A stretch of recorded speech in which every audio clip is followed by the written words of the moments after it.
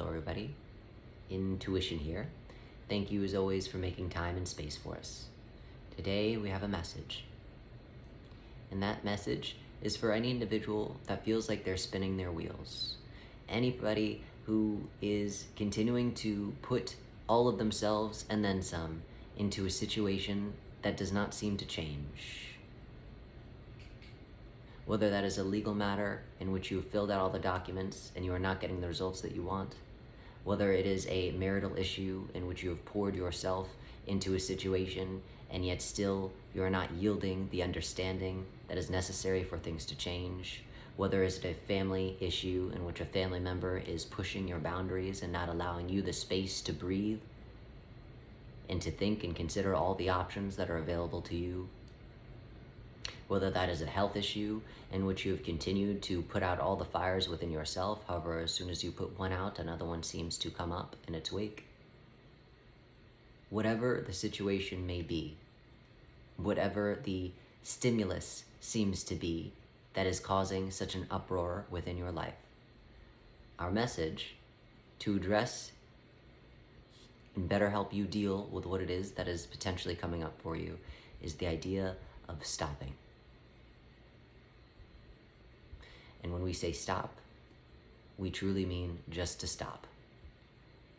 Stop doing everything that you're doing in which you are spinning your wheels round and round about. If you have done everything that you can do, if you have tried every avenue, if you have said every word that you can say, if you have filled out every document, if you have talked to all the right people, if you have gone to all the right places, if you've done everything that you know that you can do within your power, then the last thing, the only thing left for you to do is to stop. There is nothing more. There is no more trying. There is no more forcing. As when you continue to force, you throw yourself into more of an out of balance. And when you throw yourself more into an out of balance, you create more of a chaos around you and around the situation that then therefore inflames everything around you in the circumstance that you are trying to change. And when inflammation happens, it makes it very hard to actually move around fluidly.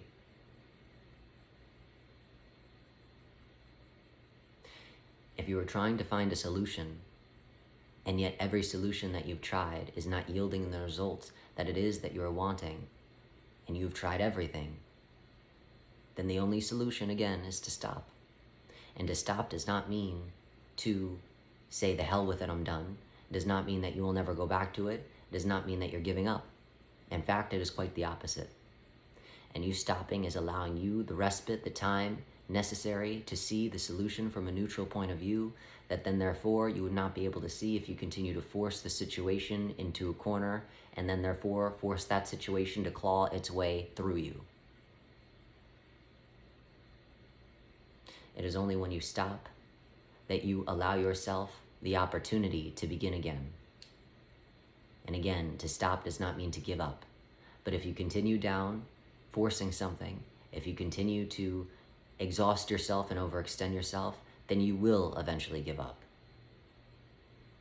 You will say to yourself, well, I've done everything that I can, and it doesn't seem like anybody cares.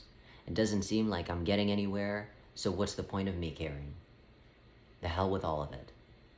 And then there is less of a possibility that you will pick it back up again, which really means that it's over.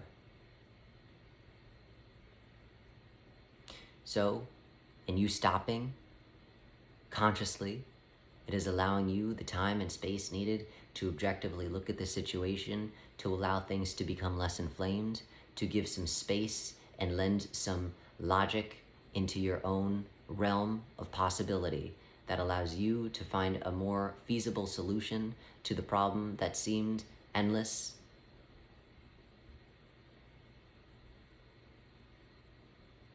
So that is what we offer. This world, believe it or not, would be a much better place if people just stopped. It seems like the mantra in this world is always, if you can't, then try again. Just keep on trying, just keep on doing, just keep on moving, just do until you run yourself into the ground. And that mantra is getting many of us in a lot of trouble.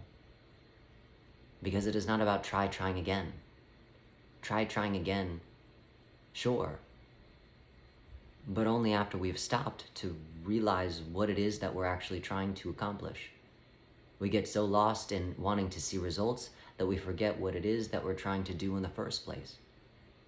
And when you forget what it is that you're trying to do in the first place, then what the hell are you even doing? You're just fighting a battle for the hell of it. But when you stop, you're allowing the opportunity to try again. When you fall, don't immediately get back up. That's how you can potentially hurt yourself again. When you fall, you sit there for a moment. You say, ow, that hurt. And in you sitting there for a moment, that does not mean I'm never getting back up. Screw it, I'm done walking. Get me the wheelchair. It means, ow, I'm taking a second. That fall hurt.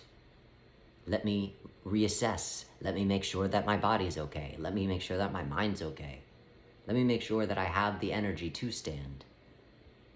Because if I get up too quickly and I don't have that energy, I may fall down again and really hurt myself. Let me see what the hell I've tripped on to begin with that made me fall. But if I'm just falling down, getting up, trying again, slipping on a banana peel, losing my glasses, what are we doing? We're just bumbling around acting crazy. So, our main suggestion, our highest suggestion, do with it what you will, is simply to stop and give yourself an opportunity to remember what it is that you're fighting for, what it is that you're needing, what it is that you fell on. So there's potentiality that when you return to it, something can change. Things will not change if you keep on forcing it.